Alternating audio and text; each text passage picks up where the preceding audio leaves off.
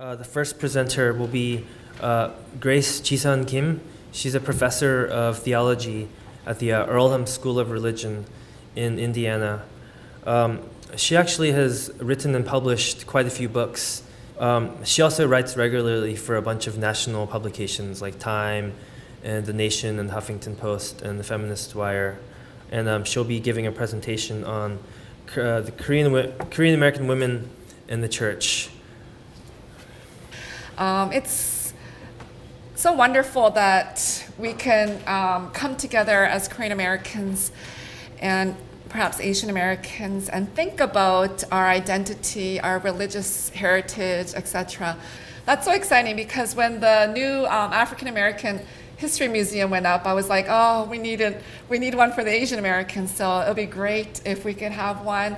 I think there is so much of our history that needs to be shared with our present generation and the generations to come. So that's so exciting to hear and think about and dream about. I've done a lot of presentations, and I thought, I sometimes talk, but then I thought this was a little bit more academic, so I thought I might just read my paper. So I hope it's kind of early. I hope you don't fall asleep as I'm reading.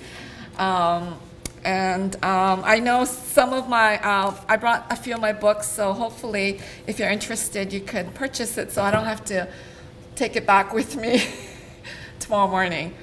But thank you so much, Dr. Min, and thank you for the work that this center has done for the last 7 years. And it's truly an honor to be here this morning. So as this big screen says, my title is Korean American Women and the Church. One of the books that I published last year is called Here I Am, and it's in the back. So it's an ongoing reflection of the role of Korean American women, and in particularly the church. So the book that I brought here, Here I Am, is an edited volume of Korean American clergywomen, Presbyterian clergywomen. And for those who publish a book, it always sounds so easy, and then until you start doing it. So our Korean American Presbyterian Church in in USA, we celebrated our 25th anniversary as a Korean American clergy women's group this year. So about 7 years ago, we thought we'll do one for the 20th anniversary. And I was so excited. I said, oh, I'll do it. And then it just never happened because it was so hard. And as a good Presbyterian, I felt so guilty that I said, for the 25th, we'll do it. So for the 25th, we did it, and it's in the back. And we were able to celebrate the book launch at Princeton Theological Seminary this past May. And it was really good to be able to celebrate together as Korean American women and also clergy women, because we do have a history. It has not always been good. So we're hoping that the future will be more brighter for us Korean women. So this morning's talk, I just thought I'll talk a little bit about the history, something that some of you will probably be familiar with, especially if your areas in sociology or history. So Asians immigrated to America during the height of United States westward expansion and the building of its economic and national infrastructure in the 19th century. Asian labor became a commodity to be used and traded between people of dominant culture. With the annexation of California in 1848, the door was opened for the Japanese to come in the 1880s, Filipinos 1900s, Koreans 1903, Indians 1907 into the United States. And those are just some of the Asian groups when they began to migrate into the United States. We know that they first started to come into Hawaii from 1850 to 1920. More than 300,000 Asians arrived. Koreans were encouraged by white missionaries to go to Hawaii. As you recall from our history, we were kind of a hermit kingdom. We didn't want people to come in or people to go out.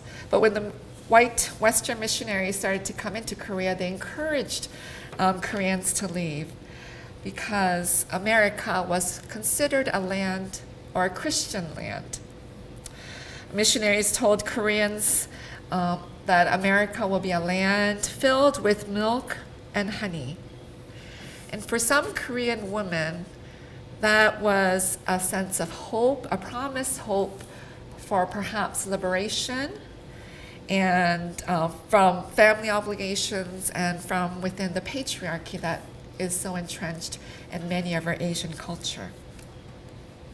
So on the plantation, when the women came, many were engaged in some of the same assignments as the men, such as hoeing and stripping leaves and harvesting, but they were paid less than their male counterparts.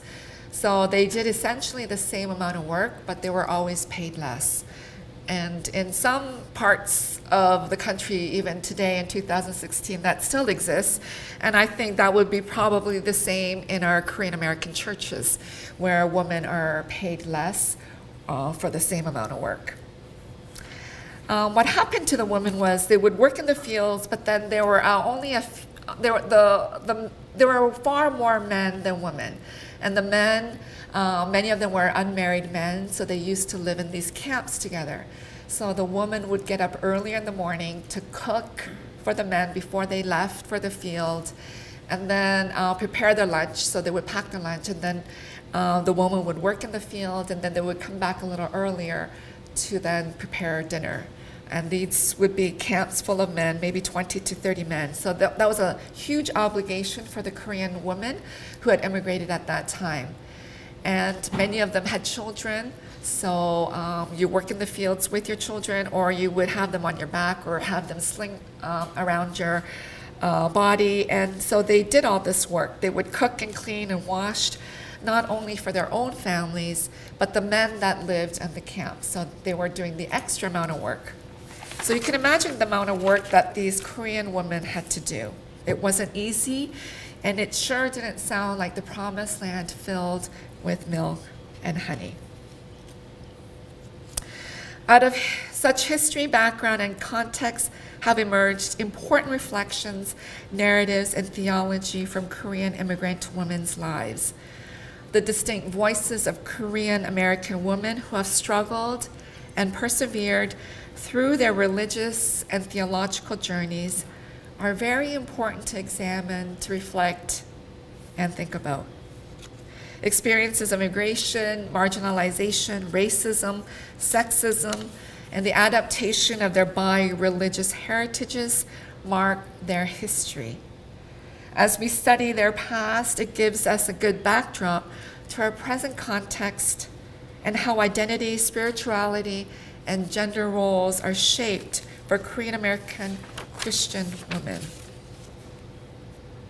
When we think about racism, to me it's very painful because of my own experiences of racism. Our family immigrated to Canada, so I actually grew up in Canada. We immigrated in 1975. I did all my education up in Canada, and then we moved down to the United States, or my family moved down in 2004.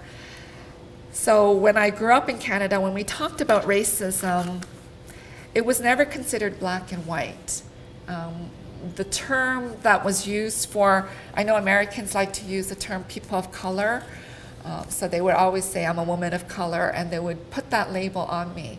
For in Canada, the term that the government has used and what people are more familiar with is the term visible minority. So they just considered anybody who wasn't white visible minority. So the racism up in Canada was never considered black and white, but here, as soon as I came in 2004, I experienced it as black and white. So if you're not black, our experiences of racism are maybe ignored or diminished. So the other factor that plays in this with the racism is that white Christianity or American Christianity or Western Christianity has reinforced the notion that white is best because God is white. So when I teach theology to my students, I always question whether they think God is white. And I think many of them have not been asked that question because it's just part of our Christian heritage that God is white. And then those who have heard it have often wondered what it means when we say God is white, because white Christianity has always perpetuated the notion that God is white. We need to be mindful of how white supremacy spreads as it goes into the global south to preach about a white God who redeems the savage. This missiology has reinforced the status of white supremacy as the savior of the world. And we'll see that even today where, it's always within Christian narrative, it's the white people that are going to save the people of color or the global south. Or you'll see this in social media or even in movies, where it's always a white person, either the white woman or the white man, who will save the black kids or the community of color. So we see this narrative over and over again. The division created by the institution of race became reinforced and forced upon the people here in North America. This has led to suppressions of Korean American women who were always viewed as subordinate, weaker, and viewed to be dominated. Racism is an attitude that promotes the exclusion of the vulnerable and powerless from basic social rights and opportunities by groups who believe they are the only ones fully entitled to the benefit of our economic, social, cultural, and intellectual spheres. It is deeply embedded in a culture from whose inception the perception of meaningful social and moral differences between races has been a regulative force for maintaining stability and growth and for maximizing other cultural values among members of the preferred race. The deeply entrenched use of racism as the sole tool of determination to maintain the dominant culture. Only a full awareness of this disturbing reality leads to a new insight of what can be possibly attained in a nation. When I discuss racism, either in my writings or when I talk to students or in various colleges, the other factor that plays into racism, particularly against Korean Americans, is the model minority myth and honorific white myth. Those two factors play in, and I think many students or young people are confused by these two myths. So these myths were kind of brought into the sociological discourse in the 60s and 70s to kind of describe what was happening among the Asian American immigrants that came much later. So not the early immigrant story, but the later immigrant stories of the 60s and 70s. But I have difficulty with these two myths, the honorific white and the model minority myth. Because to me, it's a divide and conquer way. If you keep sharing the narrative that Asian Americans or Korean Americans are doing better than the other racialized groups, then, for example, the white narrative would be, only if you worked hard as the Korean American immigrants you would do better, or you would go to a better school, etc. That's the model minority myth. But that pits us against the other groups. And I know some sociologists have studied this, and it's my interest too, to see the racialized dynamics, particularly between Korean Americans and African Americans, because this narrative is a divide and conquer. It separates the different minoritized groups and says, if only you worked hard enough, then you can become such and such. 2 weeks ago, I spoke at Duke University, and when I spoke there was a group of Korean American students who came, and then during the Q&A, they said, because I was there critiquing and criticizing the model minority myth and honorific whites. So a few of them during the Q&A said they actually prefer this myth because they kind of grew up with it in the home, And in the church perpetuated this myth, and the church would encourage the students to work hard and don't socialize with the other minoritized groups. So whether it be the Hispanic group or the African American group. And their parents told the same narrative. They said that if they wanted to go to a good school like Duke or Yale or Harvard, they have to stay away from the other people of color. So I think this is an unfortunate thing that is still being perpetuated either by our parents or now me as a parent, as my oldest is now a college student. But I don't know, and they were very upset that I was critiquing it because they thought it was very good, because they thought they grew up with this wonderful myth that they were always better than the other minoritized or other racialized groups. So they were just happy that they were studying at Duke University, and they had overcome this big feat of not socializing with the other racialized groups so that they can go to a good university and hopefully land a good job. But I think it's something that has been used to divide and conquer, and I think it has worked well to kind of reinforce white supremacy, particularly the honorific white myth, because we are either considered white in certain situations, the Korean Americans or Asian Americans, and other situations we're considered people of color. So we're kind of in and out of this group. So I think that's something to critique and think about. Because for me, I think it has been more damaging than not. When we think about white supremacy, it is actually unnatural. All things unnatural need extra coercion and deception. Deception allows us to come into the game under the guise that we are all equal players. When I began teaching, I thought all faculty were playing under the same rules and on the same field. But as I started to teach from 2004 full-time, I realized that we were never on the same field. We were never playing under the same rules.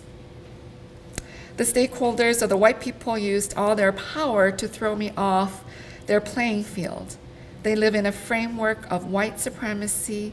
The unspoken and sometimes blatantly spoken principle is that if we do not abide by their rules, there will be unpleasant consequences. As Korean American women, we recognize our racialized identity. It becomes a conscious and unconscious sense of self that affects how we view ourselves, others, and the world, and how we go about living our lives here in the United States or in North America. As such, Korean Americans need to live with this internalized white supremacy and how they can quietly maneuver it and also overcome it. I think with the Korean American woman, there's a double bind, because not only do we have to fight racism wherever we go, there is also the added layer of sexism. We have the westernization of beauty, the understanding that the white standard beauty is what we all need to achieve. And we see this being played out in many parts of Asia, where people are doing cosmetic surgery to look more westernized, because it is the westernized standard of beauty. The sexism of understanding that Korean American women have been hypersexualized, while as Korean American men have been desexualized. The other book that I wrote, particularly when Gangnam Style was a very big hit here in the United States and also in Korea, I was trying to analyze why Psy, who wasn't that good looking and didn't have a really particularly fancy dance move, was such a big hit all of a sudden. I don't listen to a lot of K-pop, but sometimes when you're surfing the net for no good reason, you hit upon some of the K-pop or K-drama, and you realize how good-looking these people are, right? I don't think they're naturally good-looking, but through cosmetic surgery, they are very good-looking, both the men and the women. So we have a lot of K-pop singers who are so good-looking. These men are like chiseled look, have a fancy dance move, so good-looking. They have not been able to kind of push through the American music industry, but suddenly this guy that is kind of a clownish looking man is able to break through the American music and a worldwide sensation. So critiquing that, I think it has a lot to do with the stereotyping of Asian American or Korean American men and women. If you watch the video, the Korean American women are very sexualized. Typically, when the immigrants started coming in the late 1800s, early 1900s, the short women, a few women that were coming, many of them were sexual workers that were able to come in. And then the men that came were given these feminized work, such as washing clothes or dishes, or there were cooks at restaurants. So this feminization of Asian American men and Korean American men, and then this hypersexualization of Korean American women. And that has been a detriment. You see this played out in social media. A Korean American man can never be a sex object, or in a movie can never play a lead in a movie role, and then Korean American women are always viewed as hypersexualized women, someone you can dominate over, someone you can do whatever you want with. You see that in Madame Butterfly, in any Breakfast at Tiffany, the Asian character that's played there, very similar to the understanding of who Psy is, a very clownish man. I just want to kind of end with, because of this racism and the sexism that Korean American women are facing in society and then also within the church. Racism is rampant in the larger churches worldwide. But within the Korean American church, Korean women are facing also sexism. So how do we overcome some of these difficulties? If I had the answer, I think I wouldn't be standing up here, but it's a constant struggle for me. How do you overcome this hardship of, this immigrant history, this long history of being racialized and dominated and subordinated, and then this ongoing problem of racism and sexism within the church? For me, I think it has a lot to do with reimagining Christianity. Reimagining the church doctrines that have been passed on in our church history for the last 2,000 years of who God is or who Jesus is or even what the church is. It's a white Christianity, white Euro Christianity. White Euro theologians have told us and taught us these church doctrines that we have inherited. So part of my task as a theologian is reimagining who God is or what the church is. So one of the books that's in the display table is The Grace of Sophia. I think Christianity has always talked about a male God. So it's not just a white God, but a male God. So I think it's reimagining and a retrieval of the feminine images that is present in the Jewish tradition and also in the early Christian tradition. So understanding that wisdom, a feminine image, has been present. So that has been very helpful for me of how we can kind of overcome this racism and the sexism within the church, that even the church perpetuates this dialogue of white supremacy by reinforcing this white male God. Another way that I think we can help reimagine Christianity is working towards a more spirit understanding of God. We've kind of focus so much on Christology because that's what the church has talked about for the last 2,000 years. We're so centered on who Jesus is. But Jesus was this male Jewish man that lived 2,000 years ago. The divinity of Jesus has lived on, but he is still understood as a person that walked on this earth. I think if we move towards this more spirit understanding, that's my latest work, and that book is there too, Embracing the Other. I think if we work towards a more spirit understanding, because spirit is genderless, it's not a male or female understanding, it's not white or black or yellow or brown or red.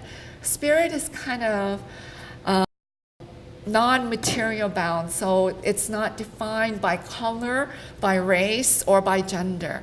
And I think if Christianity, particularly if Korean Christian women could work towards a more spirit understanding of who God is or who Jesus is, I think that will help us kind of move away from the damage that racism and sexism has played from the beginning of our history, the immigrant history, to even our present day and for the future generation.